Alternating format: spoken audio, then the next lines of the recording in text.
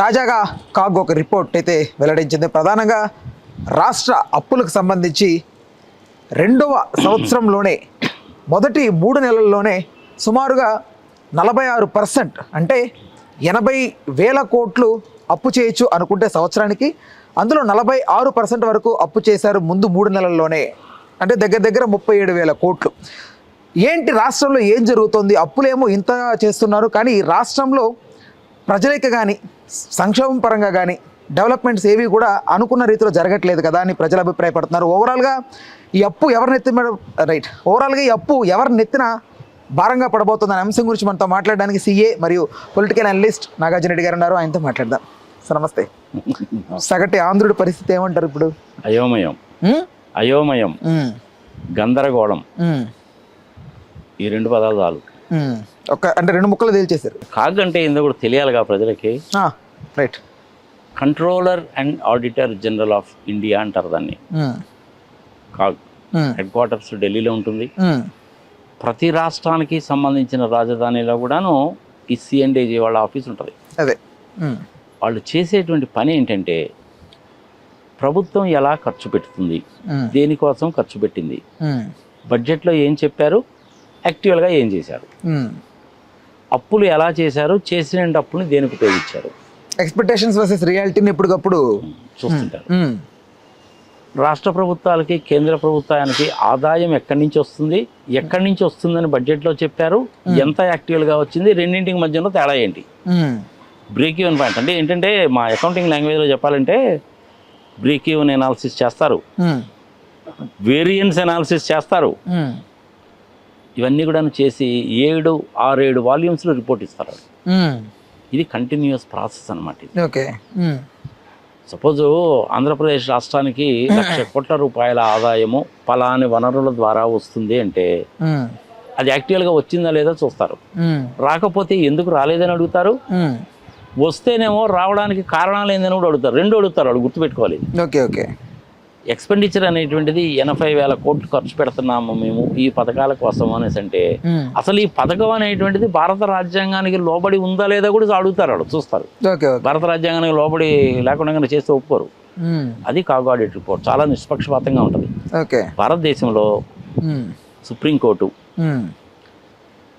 సిఎండిఏజీ, election commission, ఇంకా supreme court అంటే తీసి పక్కన పెడదాం, ఎలక్షన్ కమిషను, సిఎండిఏజీ, NIA national investigation agency, CBI వీళ్ళందరూ కూడాను స్వతంత్ర ప్రతిపత్తి కలిగినటువంటి కేంద్ర ప్రభుత్వ సంస్థలు. ఒకప్పుడు ఇవి చాలా బాగా పనిచేసాయి. ఓకే. ఒకప్పుడు అంటున్నారంటే ఇప్పుడు లేదా? ఇప్పుడు లేదు.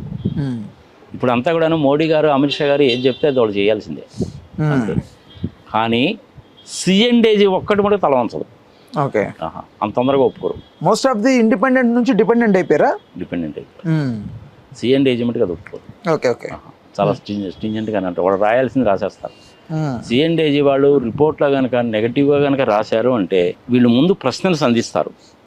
ఆ ప్రశ్నలకి గవర్నమెంట్లో ఉండేటువంటి సెక్రటరీస్, మినిస్టర్స్ సంతృప్తికరమైనటువంటి సమాధానము చెప్తే తీసేస్తారు, రాయరు. కొర్రీస్ 100 ఉంటాయి. సంతృప్తికరమైన సమాధానాలు ఒక 90 వాటికి కనుక ఇచ్చి వాటికి సపోర్టింగ్ డాక్యుమెంట్స్ ఉండి గవర్నమెంట్ జీవోలు ఉండి లెక్క డొక్క సరిగా కనుక ఉండి బిల్స్ అవన్నీ సరిగా ఉంటే తీసేస్తారు. అనుమానం వచ్చింది రాశాను నేను, అల్టిమేట్గా 10 మిగులుతాయి. ఈ కాగ్ రిపోర్ట్లో వచ్చేటువంటి అల్టిమేట్గా 10. అలా నిజంగా చూసిన ఈచ్ అండ్ ఎవ్రీథింగ్ కనుక రాయాలంటే ఆ కాగ్ రిపోర్ట్ అనేటువంటిది ఒక 7-8 వేల పేజీలు ఉంటుంది.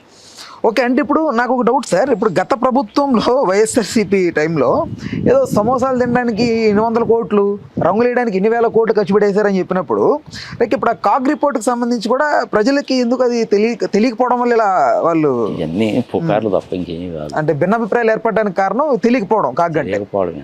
కాగ్ రిపోర్ట్ వచ్చింది అంటే మటుకు ఇర్రెస్పెక్టివ్ ఆఫ్ ద గవర్నమెంట్ ఎవరిదైనా కావచ్చు. ఓకే. 99.9% పర్ఫెక్ట్గానే ఉంటుంది. వాళ్ళంత తొందరగా ఇన్ఫ్లుయెన్స్కి లొంగేసిన వాళ్ళు కాదు. మీరు ఈ విధంగా రాయండి సార్ అంటే రాయరు వాళ్ళు. ఒక చిలకన విధంగా చూద్దానని అంటారు. విచిత్రం ఏంటో తెలిసిన సార్, నేను సిఎండిఏజీ వాళ్ళ ఆఫీస్ చూశాను నేను ఢిల్లీలో. నాకు 30-40% మంది మన తెలుగు కూడా ఉన్నారా. అంటే ప్రాంతీయ భేదం లేకుండా, ఏ భేదం లేకుండా వాళ్ళు నిష్పక్షపాతంగా పనిచేస్తారండి. నిష్పక్షపాతంగా పనిచేస్తారు. అది వైఎస్ఆర్ మీద కావచ్చు, తెలుగుదేశం వాళ్ళది కావచ్చు, మోడీది కావచ్చు, కాంగ్రెస్ది కావచ్చు, రాహుల్ది కావచ్చు, మమతా బెనర్జీ కావచ్చు, డిఎంకే కావచ్చు, వాళ్ళకి దీంతో సంబంధం ఉండదు. ప్రజల యొక్క దాన్ని మాత్రమే దృష్టిలో పెట్టుకుంటారు, వాళ్ళు చేస్తారు. అది పార్లమెంట్ ద్వారా వచ్చిన ఆర్గనైజేషన్ అది చాలా పర్ఫెక్ట్గా పనిచేస్తారు. కాగ్ రిపోర్ట్లో నెగిటివ్ పాయింట్ కనుక రాశారు అంటే, సే ఫర్ ఎగ్జాంపుల్ ప్రజలకు ఈజీగా అర్థం కావాలంటే, చంద్రబాబు నాయుడు గారు ఎలక్షన్స్కి ముందు 14 లక్షల కోట్లు, 12 లక్షల కోట్లని, పురంధరేశ్వరి గారు 10 లక్షల కోట్లని, చివరికి గవర్నర్ గారి చేత కూడాను 9.5 లక్షల కోట్లు అప్పు అని చెప్పించారుగా, పచ్చి అబద్ధమేగా. అసెంబ్లీలోకి వచ్చేసరికి ఫైనాన్స్ మినిస్టర్ ఏమో 6,46,000 కోట్లని ఆయన చెప్తాడు. ఏది కరెక్టు? కాగ్ వాళ్ళు రిపోర్ట్లో ఇచ్చింది కరెక్ట్. లేదా రిజర్వ్ బ్యాంక్ ఆఫ్ ఇండియా వాళ్ళు చెప్తారు ఒకసారి ఈ రాష్ట్ర ప్రభుత్వాలు ఇంత అప్పు చేశాయని, ఆ ఫిగర్ కరెక్ట్. మిగిలిన ఏవీ నమ్మడానికి అవసరం వీళ్ళు. బట్ అవి మాత్రం ప్రజల చెవుల్లోకి రావు. బట్ మిగతావి మాత్రం రాజకీయ నాయకులు చెప్పే ఎప్పుడైనా అంతే కదా. నీకు ఇప్పుడు ఈ అబద్ధం అనేటువంటిది ఊరంతా ప్రచారం చేసి వచ్చేస్తుంది, కానీ నీకు తెలియదు. ఇప్పుడు అందులో మనకు ఆంధ్రప్రదేశ్లో ఉన్న దిక్కుమాల టీవీ ఛానల్స్ కదా, ఈ దిక్కుమాల టీవీ ఛానల్స్ ఏంటంటే 14 లక్షల కోట్లు 14 లక్షల కోట్లు 14 లక్షల కోట్లు అదే ఇప్పుడు పొద్దు సమానం డిబేట్లు పెట్టి చెప్తుంటే ఇన్నిసార్లు చెప్తున్నారు కదా, నిజమే ఇది వచ్చి ఉంటుందిలే అని అనుకుంటారు జనాలు.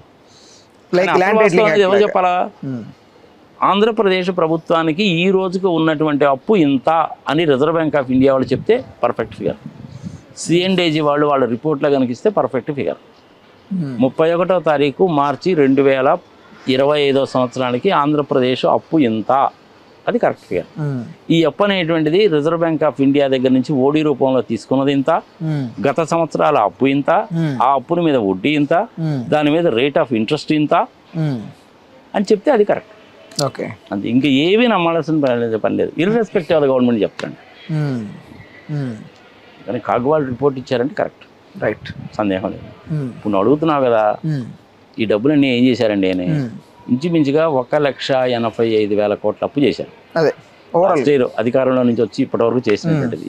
మరి డబ్బులన్నీ ఏమైపోయినాయి అంటే ప్రధానంగా గత వైసీపీ టెన్యూర్లో వాళ్ళు అప్పు చేశారంటే వాళ్ళ అప్పులకి పథకాలు అందించారని, లేకపోతే ప్రజలకి ఏదో చేశారని, సంక్షోభం అందిందని, అన్నీ అనేది కూడా కాదు.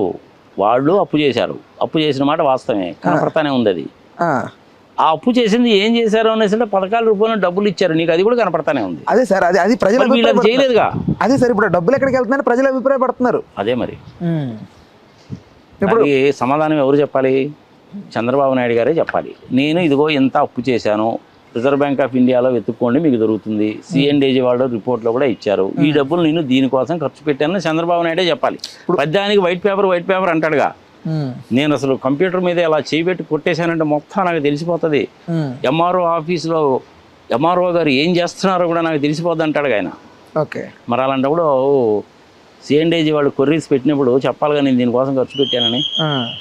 రైతు భరోసా కింద ఇంత ఇచ్చా, తల్లి దీవెన కింద ఇంత ఇచ్చాను, రోడ్లకి ఇంత ఖర్చు అయింది, కొత్త రోడ్లకి ఇంత అయింది, రోడ్ల మరమ్మతుకి ఇంత అయింది, చెరువుల్లో పూడికి తీయడానికి ఇంత అయింది, నేను విదేశీ ప్రయాణానికి వెళ్ళడానికి ఇంత అయింది, మా అబ్బాయి లోకేష్ బాబు ఎయిర్పోర్ట్లో కూర్చున్నప్పుడు తిన్న జీడిపప్పులకి ఎంత అయింది చెప్పాలిగా. చెప్పడం పెద్ద కష్టమేం కాదుగా, కానీ చెప్పరంటారా? అన్ని అబద్ధాలు చెప్తారు, అది కదా వచ్చి ప్రాబ్లం. అందుకని కదా జనాలకి ఇది. అందులో మన టీవీ ఛానల్స్ ఎలాంటి దిక్కుమాలిన టీవీ ఛానల్స్ ఇలాంటి అబద్ధాలను అదే పనిగా 1-10 సార్లు చెప్పేసరికి 11వ కూడా ఏమనుకుంటాడు, ఇన్నిసార్లు చెప్తున్నా నిజమేనేమో అనుకుంటారు. కొంతమంది యూట్యూబ్ ఛానల్స్ వాళ్ళు అటువైపుకి ఇటువైపు కూడా ఉంటారు, నిష్పక్షపాతంగా ఉండేవాళ్ళు కూడా ఉంటారు. మేమైతే నిష్పక్షపాతమే సార్. మీరు అనుకుంటే మీరు నిష్పక్షపాతంగా ఉన్నారా లేదా అనేది ప్రజలు చెప్పాలా? ప్రజలు ఎట్లా చెప్తారు? మీకున్న సబ్స్క్రైబర్స్ని బట్టి ఉంటుంది. మీకు ఎంతమంది సబ్స్క్రైబర్స్ ఉన్నారు? 3,50,000. రైట్, నాకు 1,33,000 మంది సబ్స్క్రైబర్స్ ఉన్నారు. 6 సంవత్సరాల నుంచి ఉన్నాను. ఈ మధ్య కాలంలో పెద్దగా చేయలేదు, మళ్ళీ ఈ మధ్య చేయడం మొదలు పెట్టాను. ఇక ఈ మధ్య ఏంటంటే హిందీలో ఇంగ్లీష్లో కూడా చెప్పదలుచుకున్నాను. నన్ను కూడా అమనా బూచి తిట్టేవాళ్ళు ఉంటారు, కానీ నేను ఎప్పుడు సీరియస్గా తీసుకోను. వాడి అభిప్రాయం అదండి. కరెక్ట్.